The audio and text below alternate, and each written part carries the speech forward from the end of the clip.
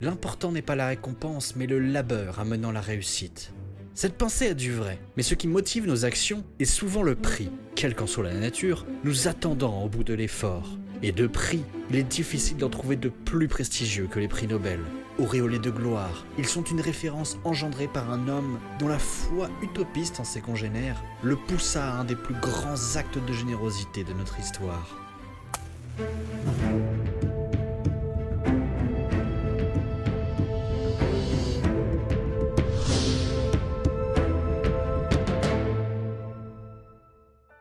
Les prix Nobel sont nés d'une demande formulée par le Suédois Alfred Nobel dans son testament. Durant sa vie, ce chimiste, amicalement qualifié de plus riche vagabond d'Europe par Victor Hugo, baigne dans un univers de découverte et de recherche.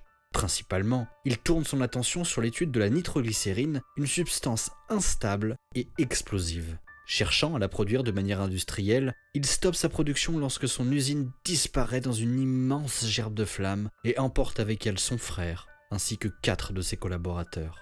Nobel cherche alors un moyen de rendre plus stable la nitroglycérine et y parvient en inventant la dynamite en 1867. Alfred Nobel y voit un moyen génial pour creuser des tunnels et pour aider les travaux de génie civil. De plus, cette invention capable d'exploser à un moment choisi doit, selon ses pensées utopistes, mettre fin à la guerre grâce à son potentiel de destruction.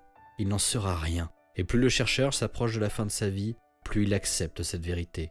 Mais son âme utopiste ne se tarit pas, et lui qui vécut dans l'opulence formule dans un premier testament l'idée qu'un prix soit instauré pour récompenser la découverte scientifique permettant à l'humanité de tendre vers le bonheur et la paix. Puis ce sera finalement dans un second testament qu'Alfred Nobel rédige avec plus de précision ce qui deviendra les prix portant son nom. En effet, il lègue à une fondation 32 millions de couronnes suédoises et la charge de placer cette somme de façon sûre afin de pouvoir chaque année récompenser les découvertes scientifiques servant l'humanité dans 5 domaines: la physique, la chimie, la physiologie ou médecine, la littérature et la paix. Alors lorsqu'Alfred Nobel s'éteint le 10 décembre 1896, il faut attendre 5 ans avant que ne soient décernés les premiers prix. En 1901, au jour anniversaire de la disparition d'Alfred Nobel, sont remis les premiers prix Nobel. Les lauréats reçoivent chacun 8 millions de couronnes suédoises, soit 740 000 €, une récompense qui gonflera jusqu'à 900 000 € aujourd'hui, en plus du prestige d'avoir aidé leur espèce. Par la suite, les prix Nobel deviennent une institution, un honneur suprême. Puis en 1969, sur la demande de la Banque de Suède, un nouveau prix est instauré, celui d'économie. Mais il est controversé, jugé trop politique et trop éloigné de la volonté d'Alfred Nobel par ses détracteurs. Il est néanmoins conservé.